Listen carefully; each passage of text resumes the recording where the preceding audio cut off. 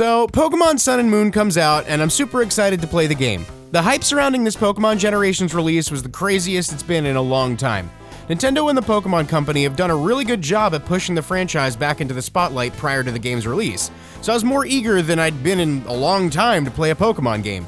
I mean, X and Y was the first generation I've ever not finished, and I didn't even bother getting Omega Ruby or Alpha Sapphire. I was beginning to think maybe I was just growing out of Pokemon, but the excitement for this game really gave me hope and made me excited for a new Pokemon game again.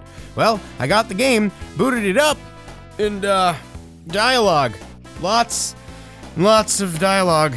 So much so that the game's been out for over a month now, and here I am, still unable to bring myself to actually get into the meat of the game. And I've tried to pick it up on like 5 separate occasions, but each time I do, I turn the game on and immediately get bombarded with a bunch of text, which totally turns me off, and I end up putting my 3DS down to do something else. Which is really unfortunate because from everyone I've heard, this is apparently the best Pokemon game to come out in years, but everyone seems to have the same response. Pretty much every single person I've talked to has said, the game is so good after you get past the beginning. This shouldn't be a thing.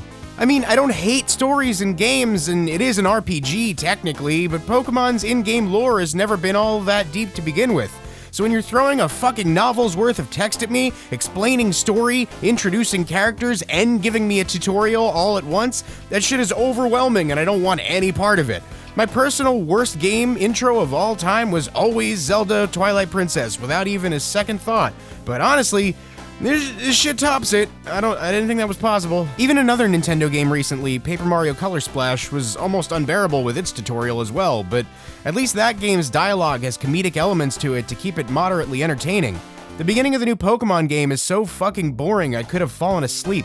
There's nothing interesting or entertaining about it. It's just like, hey, here's a bunch of characters that are gonna tell you a bunch of shit, most of which is not even actually all that important. And the best part is, they could have just at any point swapped out any of the characters with any other random generic Pokemon NPCs, and it wouldn't have made even the slightest difference.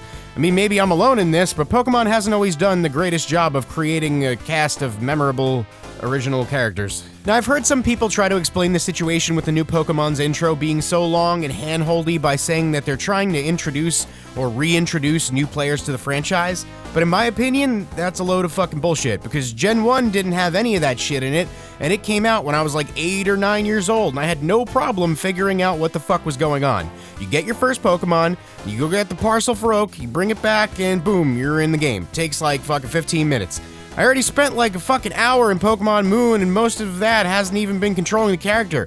It's been trying to get through dialogue boxes. I can't understand why game devs feel the need to do shit like this. They assume the player is stupid by shoving tutorials down their throat while giving them 10 billion years worth of exposition. This isn't engaging gameplay or good story writing. What it is a bunch of fucking bullshit. This is not why people are playing your game. As time goes on, I find it harder and harder for me to actually play a new game, solely because of the commitment it takes just to get into the game. And that's not how it should be.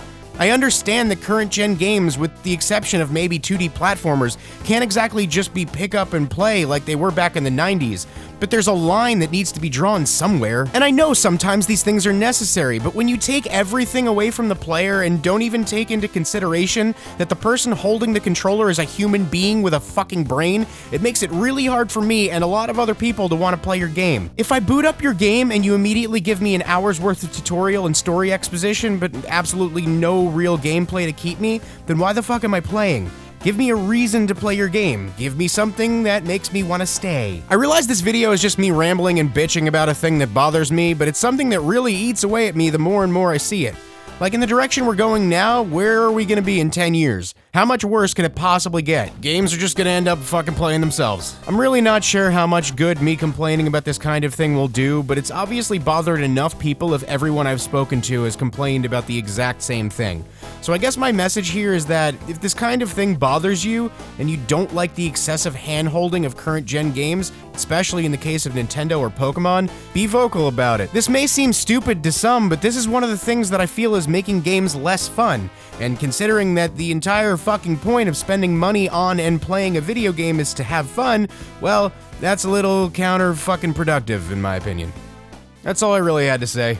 I think I'm a little sick, because I sound all... It's hard, it sounds bad when I talk now.